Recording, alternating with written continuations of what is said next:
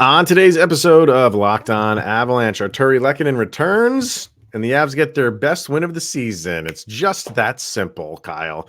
Let's talk about it. New episode of Locked On Avalanche coming at you.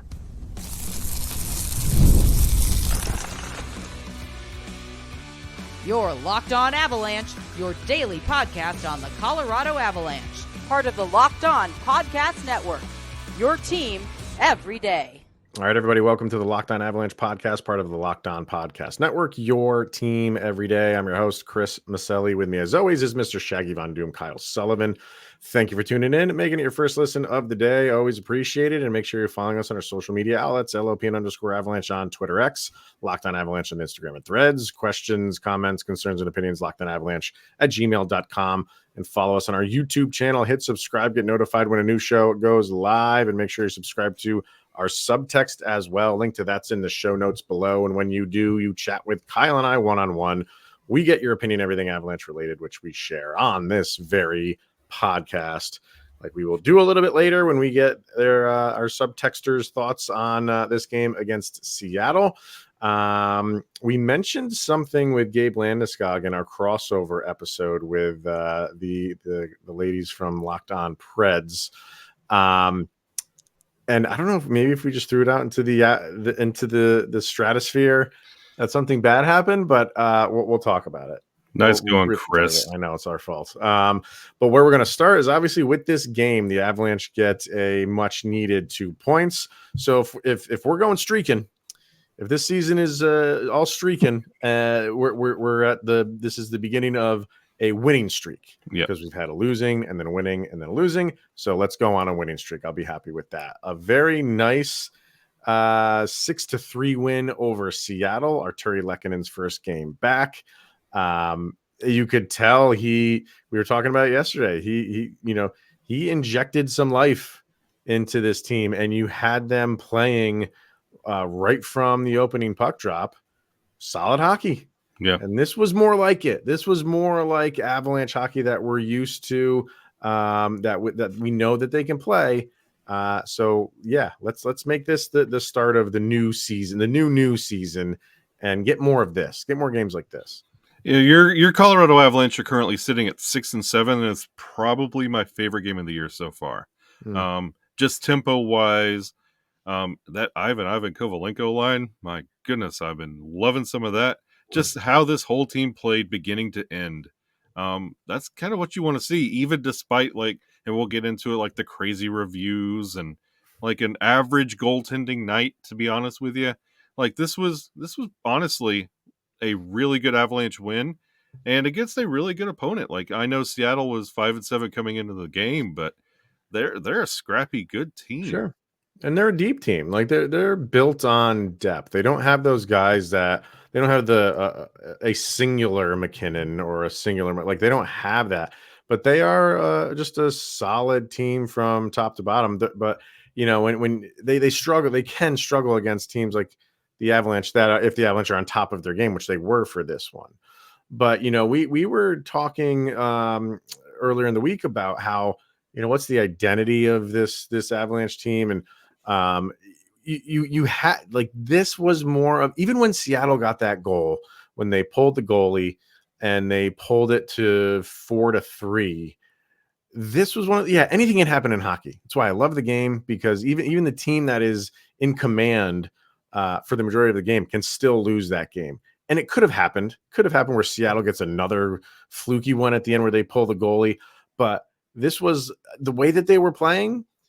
Even though Seattle scored that goal, I felt, I'm not going to say 100% comfortable, but I felt like I just don't see them surrendering another one. I feel like they've played, they just get back to what they were doing, and they'll walk away with this thing with 2 points. So I'm never fully there, because I've seen crazy things in this sport where, like I said, the team that's dominating just ends up losing games like that.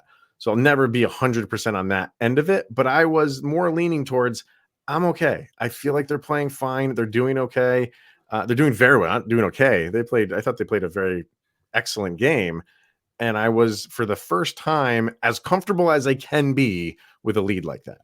And I was comfortable all the way up till late in that third period when that goal went in. I was like, okay, well, let's just get through this and we'll be all right. But then the Avs, they kind of were gentlemen for a little bit, passing the puck around, killing that clock. Sam Girard got the puck and took a shot with 15 seconds to go. And I was like, ooh, what are we doing here? And then Kovalenko puts it in with 2 seconds left to go to run the score up just a little bit. I was like, oh, the Avs are bad boys. I was like, let's go. Let's do this. I mean, the Carolina Panthers got mad at the Denver Broncos for running up the score. So I guess it's just in the water of Colorado right now, just to get a little extra at why not? Because you've been struggling for the past few games to really kind of get this many goals in a game. Why not? I said in yesterday's episode that, get back to just doing what you impose your will is what I said. And they did. And, Seattle's not going to, I think it was on a power play too, that last goal. I don't think Seattle's upset about that. I think Seattle's upset that they didn't play better. But no, this is pull up your big boy pants. Don't let them get the goal if you don't want them to score another one. I don't think there's any like animosity there, but I was happy to see that. I was happy they just didn't skate it back and just let the time run out. Go for it. Go get another one. That carries you over into the next game, if you ask me.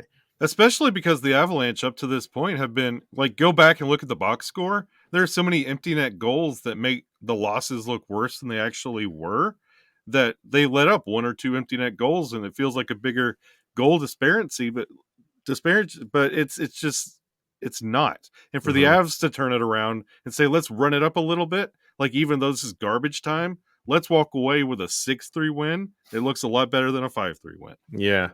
And you had that odd double challenge in this game.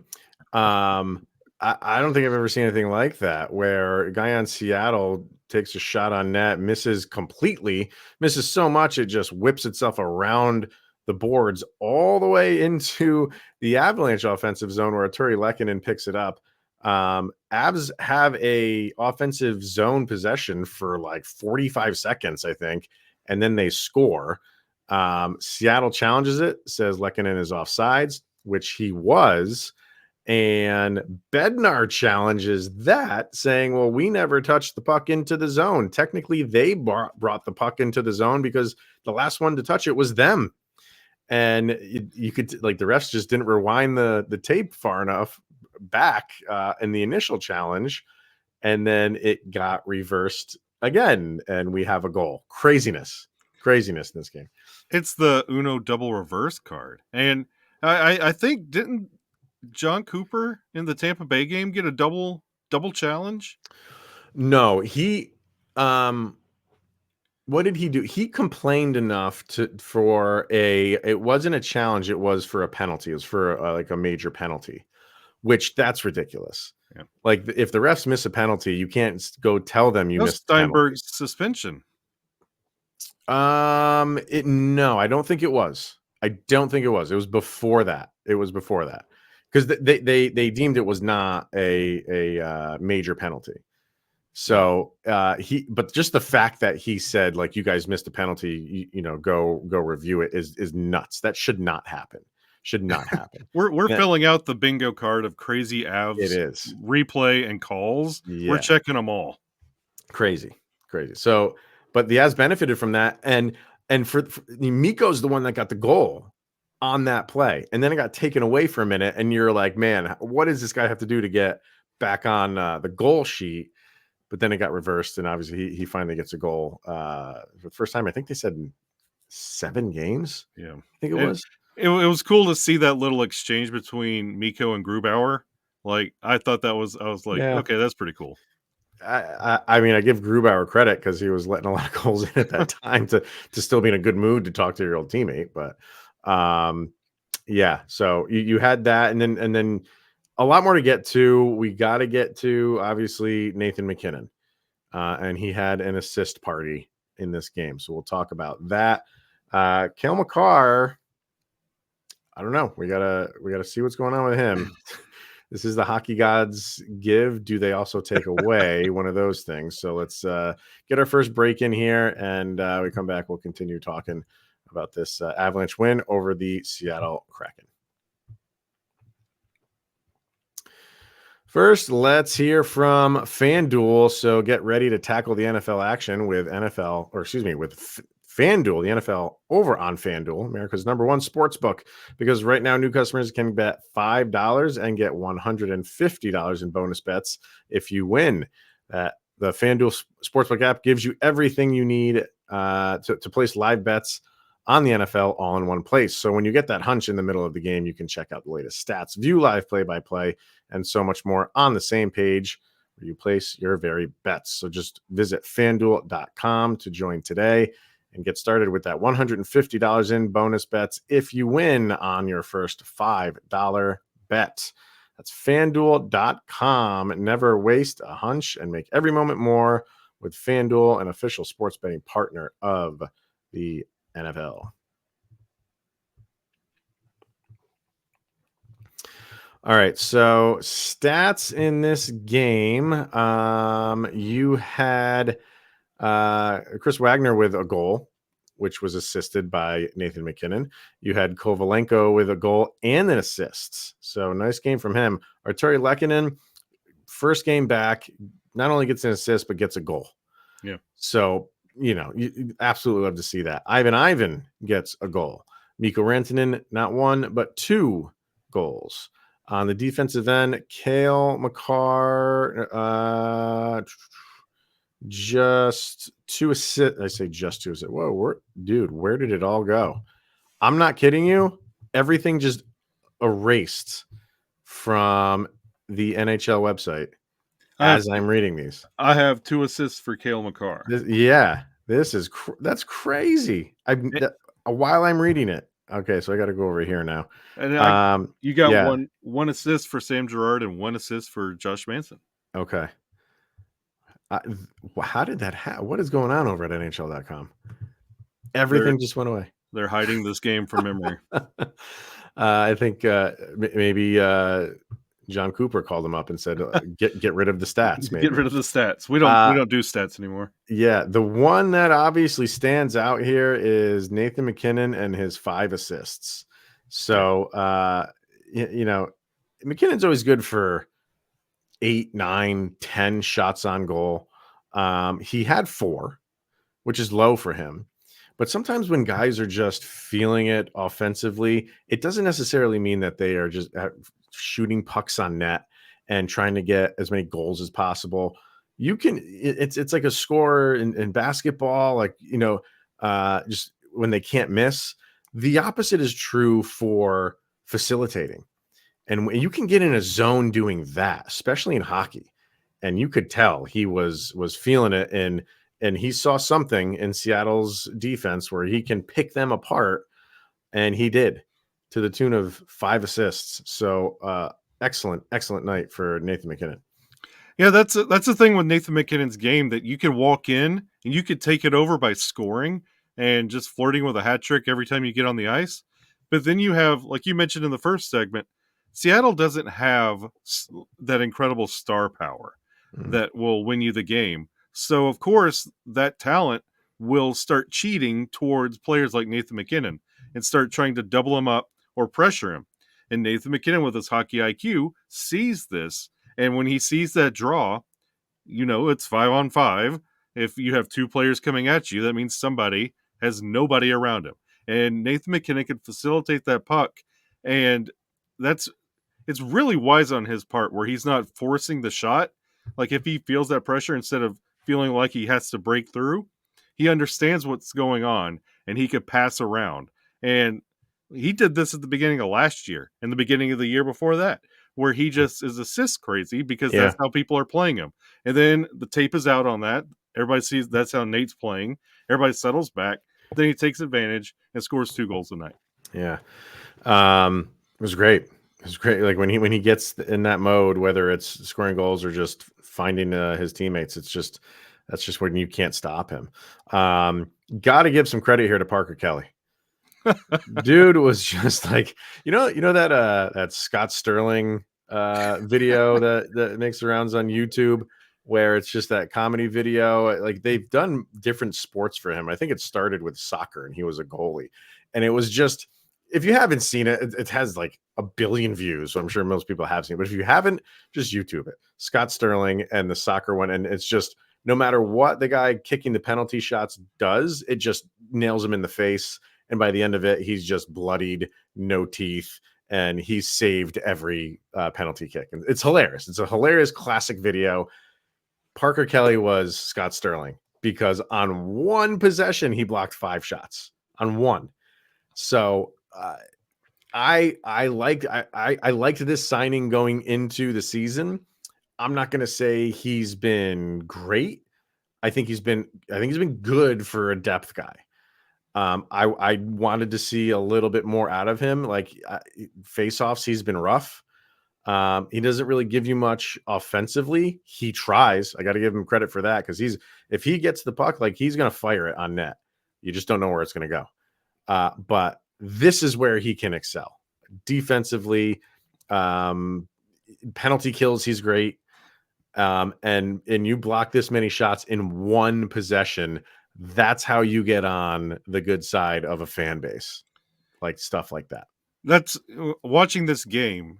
I'm watching Parker Kelly navigate the ice, and I have to put on my glasses that I wear for school, and my vision was corrected, and it's Cogliano the whole time. I was thinking the same thing. Yeah. Like this, he's the perfect substitute. And I wonder if Cogs has something to do with that play style.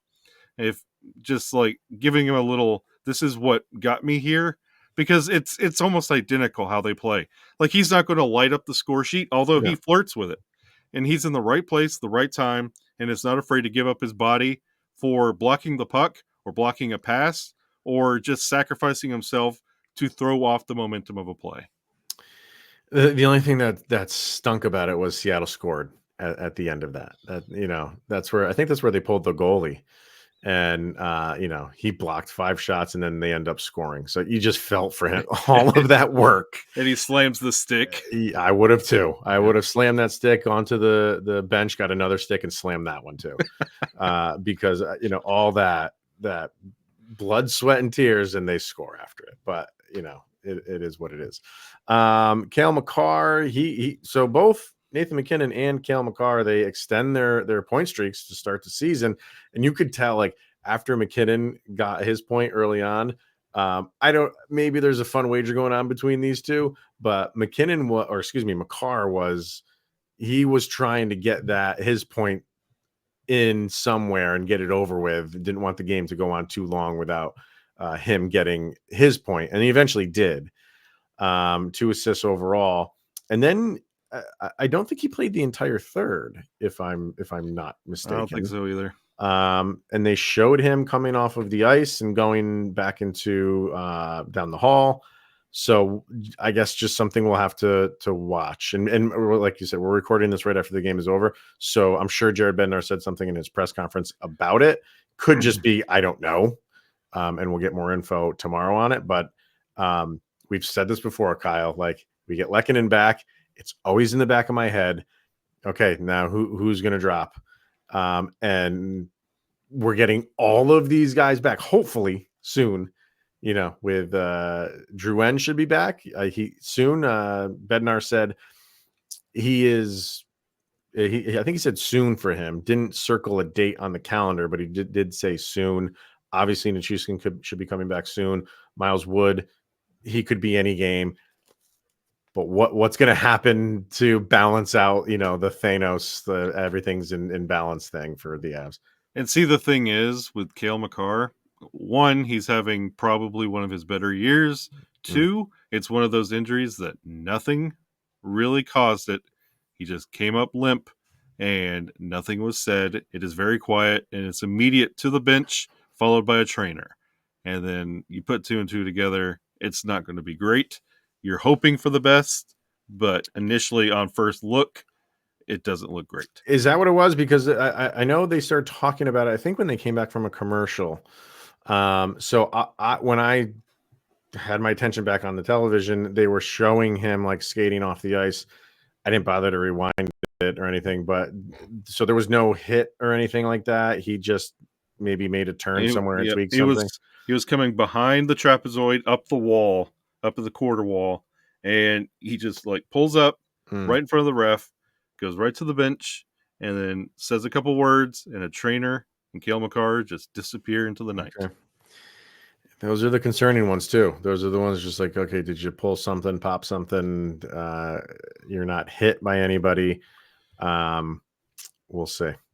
We'll have to see. So, and the other thing I just wanted to mention quickly was Casey Middlestadt, because he's still just, you can tell he's working out, and he is, you're exactly what you wanted him to be when you got him. He had a pass. I think it was the one right at the end of the game to Kovalenko, if I'm not mistaken. And that's just vision, man. Like between defenders' legs, knows exactly where he is, right on the tape. And it was just an easy redirect for a goal. But it's, the hockey IQ on this guy is just off the charts. And even when there was one that he missed, it was a pass from, I believe it was MacKinnon, who could have had 6 assists on the day. And it kind of went wide off of Middlestad's stick, but you saw his reaction, and he just kind of gave you that like Reba McEntire.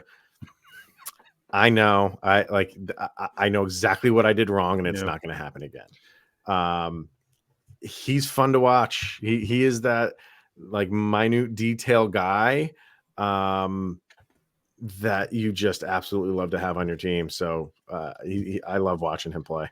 And he's got that hockey IQ, and now with every game and that off season, he's cool, calm, collected, and he's just building on that confidence and allowing that hockey IQ to breathe a little bit. And he's getting more and more dangerous with every game that passes by. And he's just going to get more and more dangerous as you get these guys back. Yep. He's doing this with, guys that he's just unfamiliar with on his lines.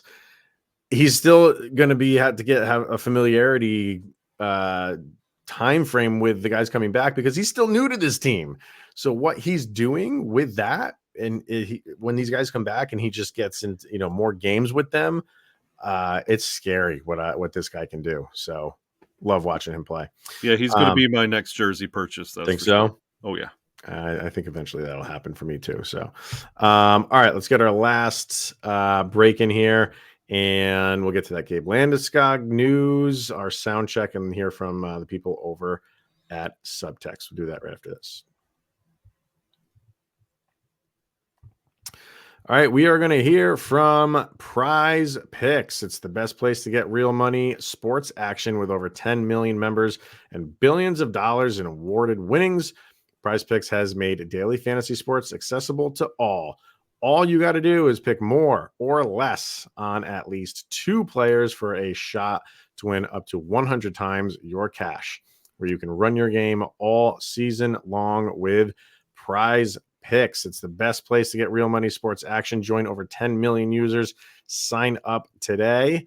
Prize Picks also offers weekly promotions that can lead to big payouts, like who doesn't love Taco Tuesday every Tuesday? Prize Picks discounts selected players' projections up to 25% to provide even more value to your lineups. Download the Prize Picks app today and use the code LOCKEDONNHL to get $50 instantly after you play your first $5 lineup. That code, once again, is LOCKEDONNHL to get $50 instantly after you play your first $5 lineup. That is over at Prize Picks. Run your game. All right, let's get to some questions or comments from the Subtext crew here. So Craig says, excuse me, he lives in Seattle. So he was forced to watch the Kraken broadcast, which is a very good broadcast. They're a good broadcast team. So I don't know if he's upset about that. Maybe he is. Well, toss salad and scrambled eggs to you, Craig. Their side was extremely angry about the coach's challenge. Okay. Maybe I should just read more of what he was. That I always love that aspect of things, and like And the Avalanche broadcast crew is guilty of it too sometimes with the homerism. They didn't understand why it wasn't marked a challenge by Bednar after Toronto had called the goal offsides. I think he means Seattle. I don't know why I said Toronto. It would be Replay interesting. booth. Yeah, it would be. Oh, I got what you're saying. Toronto at replay booth. Gotcha. It would be interesting to learn who told the refs to look back further. Bednar did. Yeah. Because clearly they didn't in the initial replay, so Bednar told them to go do it. Very happy for the win. Everyone chipped in. Kelly did so much on that 6-on-5. I really wish the guys could have cleared it there. Right now, I'm most concerned with Makar. I really hope his injury is nothing serious. Don't we all? I know. Heather, Parker, Kelly is a beast. I teared up when they showed Nichushkin practicing with the team. Piece by piece, we're getting our team back, and newer guys like Mitzi, Kelly, and Kovalenko are showing they can step up to the bar that MacKinnon sets. And her sound check is "Eye of the Tiger" by Survivor. Ooh. Can't beat that one. That's a great vibe. What do you think? And we talked about this with Nichushkin about the reception. She's obviously wanting him back. You want him back for team purposes and needing to get this team back on the right track. Do you think that's where most people are falling in line here? Yeah, because I mean, it wasn't up for question. Like, I was very adamant about my opposition to Nuke coming back, but honestly, with the way this season has started, anything will be nice, and he knows this is a prime opportunity for him to help this team. And if he hurts the team, it just doubles. Like, he's got, like how we were talking about Georgiev ruining a career with another bad start, rolling back out there and really having no basement. Same for Nuke. If he gets back out there and has another mess up, that's it. You're done.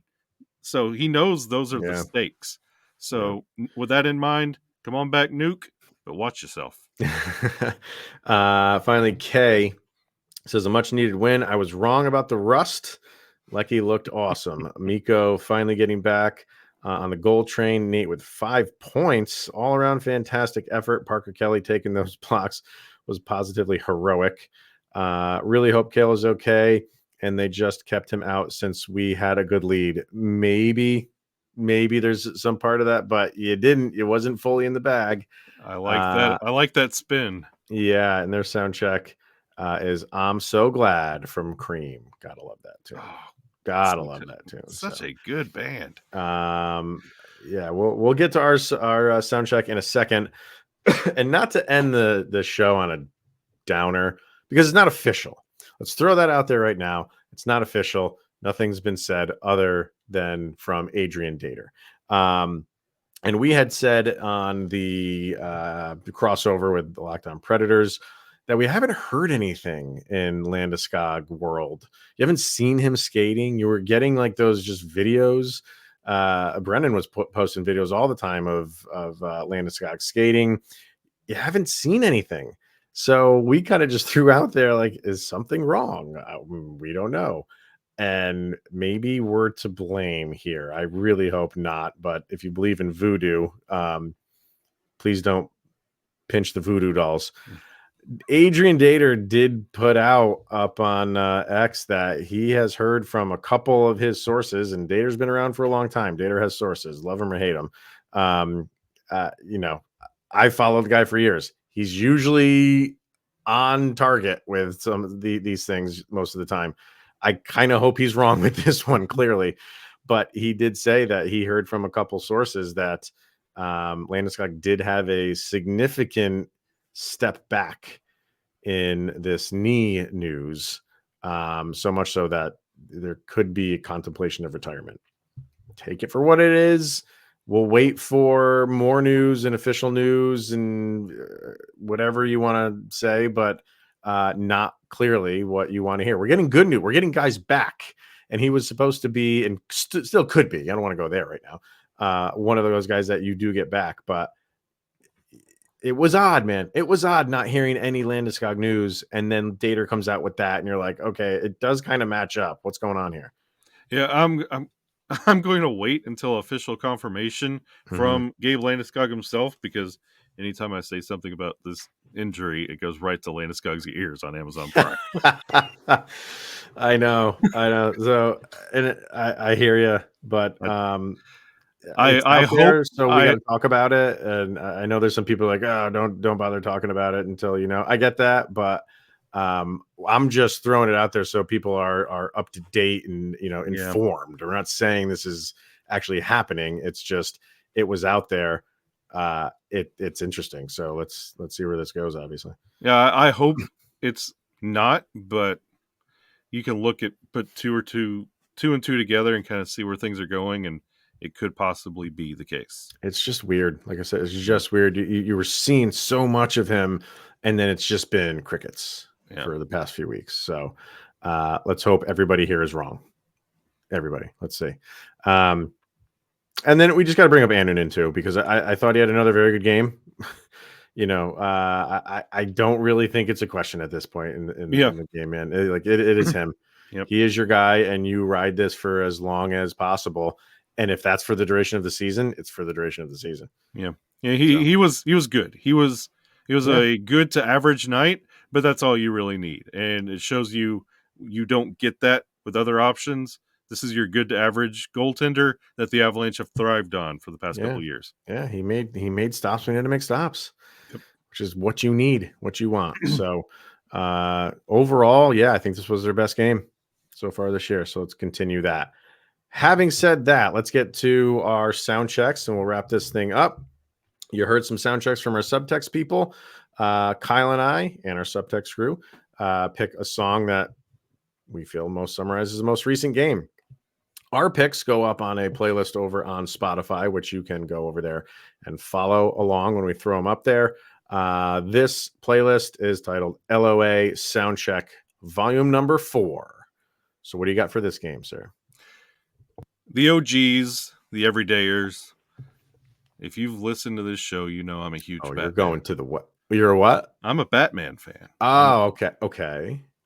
And this song, it's been stuck in my family's head for a month, and it fits with this game and where the Avalanche are right now. The band, Remy Zero. Oh, love Remy Zero. And this song is called Save Me. If that doesn't ring any bells, that is the theme song for Smallville. For this, yes. So, and it's great song. Honestly, with everything going on with the Avs, with the Landeskog news, Makar uncertainty, with all the injuries, like you're making the right moves, you're placing everything in. Like you had a great win, but you can't fully enjoy it because Cale Makar, you don't know what's going on there. And somebody save me from this. I want to enjoy a win 100%. So we have been binge watching Smallville from season 1, me and my kids, and it's just stuck in my head, and it fits this game right here. I thought when you said, the everydayers and the OGs know me, I thought you were going to the Metallica well. Which you haven't gone there in a while. It's an 82-game season. You are overdue on some Metallica, friend. If we lost this, I would be going to the Saint Anger album real quick. Put the whole album up there. Good one. Good tune. I really like that one. I'm going everydayers, OGs know what my favorite band of all time, Audioslave. Chris Cornell is my rock god, and Audioslave is just, in my opinion, in my world, one of the greatest bands. On their Revelations album, there is a song called Shape of Things to Come. And that's what I'm doing, because you felt like it. You got Lehkonen back, and look at the difference. Look at the difference what he can make.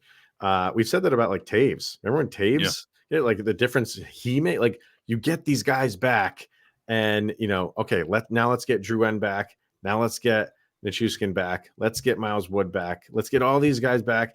And I think what you saw against Seattle Tuesday night was, to use the title of the song, the shape of things to come. This is more like it. This is what you want to see for when the Avalanche, when they take the ice. So that's what I'm going with. Yeah, it's the first glimpse of an identity of this current iteration of the Colorado Avalanche. Totally agree. So, all right, that's going to wrap it up for today. So thank you, everybody, for tuning in and making this your first listen of the day. That is Always appreciated. We'll be back tomorrow with anything new going on in Avalanche Nation.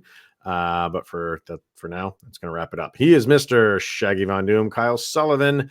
I am Chris Maselli. This is the Locked On Avalanche podcast. Congratulations, everybody. You just made it through another 24 hours where Sidney Crosby is one day closer to being a Colorado Avalanche.